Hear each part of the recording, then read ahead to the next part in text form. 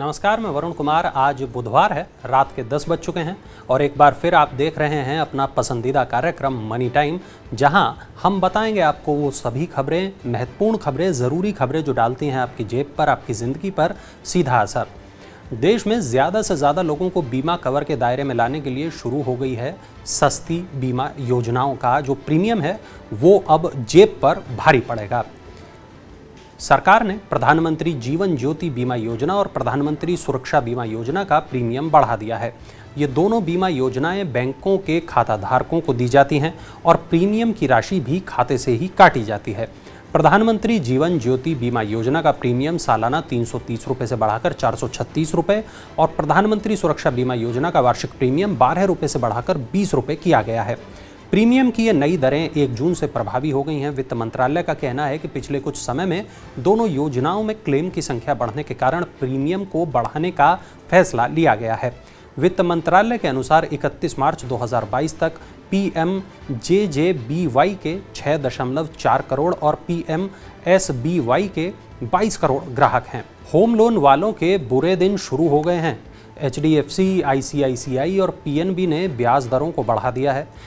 Private sector के HDFC ने home loan पर रिटेल प्राइम लेंडिंग रेट में 5 आधार अंकों की बढ़ोतरी कर दी है। ये वो दर है जिस पर एडजस्टेबल रेट होम लोन को तय किया जाता है। इस बढ़ोतरी के बाद अब 30 लाख रुपए तक का होम लोन 7.10% से लेकर 7.60% के बीच मिलेगा।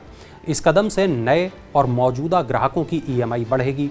ICICI बैंक ने भी अपनी MCLR बढ़ा दी है। सार्वजनिक क्षेत्र के पंजाब नेशनल बैंक ने सभी अवधि वाली मानक उधारी दर MCLR में 0.15% तक की बढ़ोतरी कर दी है।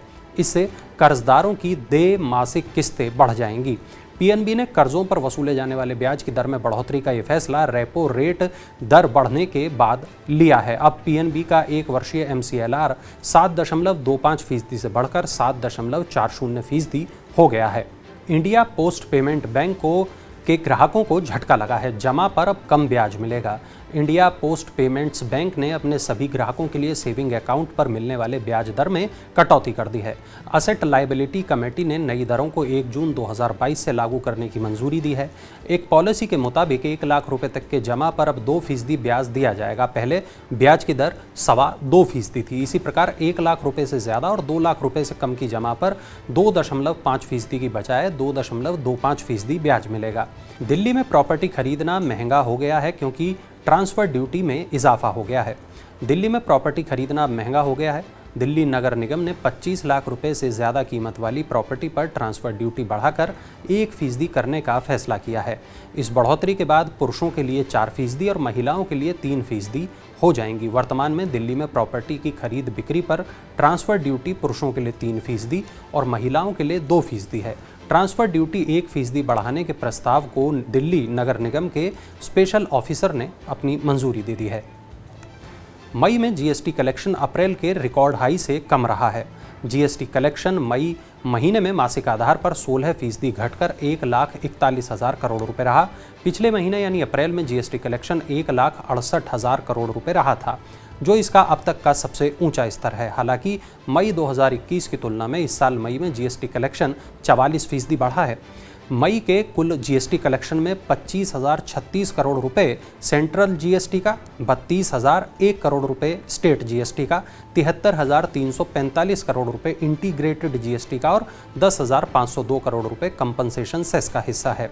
जुलाई 2017 में GST सिस्टम लागू होने के बाद से ये चौथा मौका है जब monthly GST collection 1.40 lakh crore रुपए से ज़्यादा रहा है। 19 किलोग्राम वाला LPG सिलेंडर सस्ता हो गया है। महंगाई से थोड़ी राहत तो मिलेगी ही।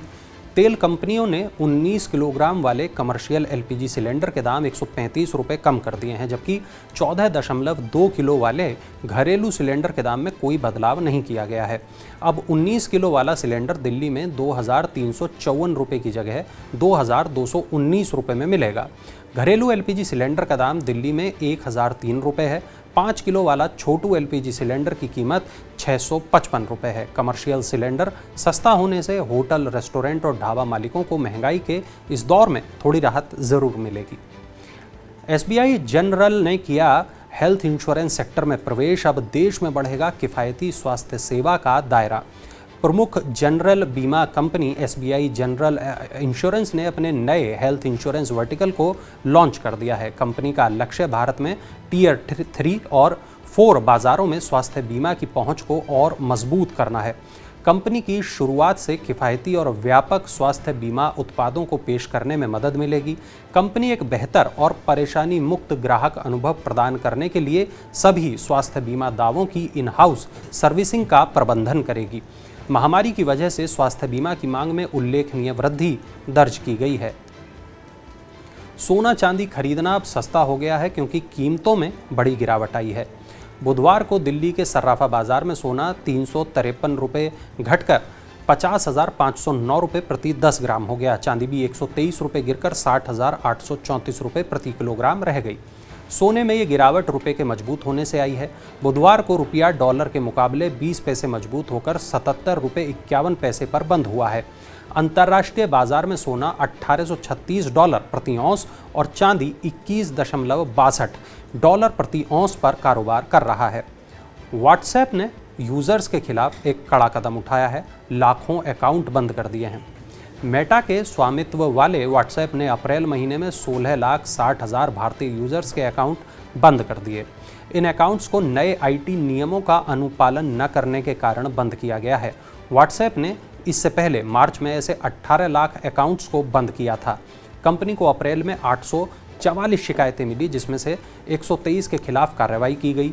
फर्जी खबरें और नफरत फैलाने वालों पर पाबंदी लगाने के लिए नए IT नियम 2021 में लागू किए गए हैं, जिसके तहत सभी सोशल मीडिया प्लेटफॉर्म्स को हर महीने की गई कार्रवाई के बारे में रिपोर्ट शेयर करनी होती है। चलिए अब नज़र डालते हैं IPO अपडेट्स पर। ई मुद्रा लिमिटेड का शेयर बुधवार को शेयर बाजार में करीब 6% प्रीमियम के साथ लिस्ट हुआ। BSE पर ई मुद्रा का शेयर 271 रुपये और NSE पर 270 रुपये के भाव पर सूचीबद्ध हुआ। IPO में इसका भाव 256 रुपये था। ई मुद्रा के IPO को 2.72 गुना अभिदान मिला था। एथर इंडस्ट्रीज़ के शेयरों की लिस्टिंग 3 जून को हो सकती है। इस IPO में सबसे ज़्यादा दिलचस्पी इंस्टीट्यूशनल बायर्स ने दिखाई थी।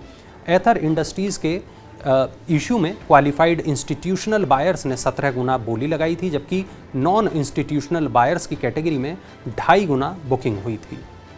तो ये थी आज की तमाम बड़ी खबरें, वो खबरें जो ज़रूरी थी आपकी और हमारी जेब के लिए, वो खबरें जो डालती हैं आपकी हमारी ज़िंदगी पर असर।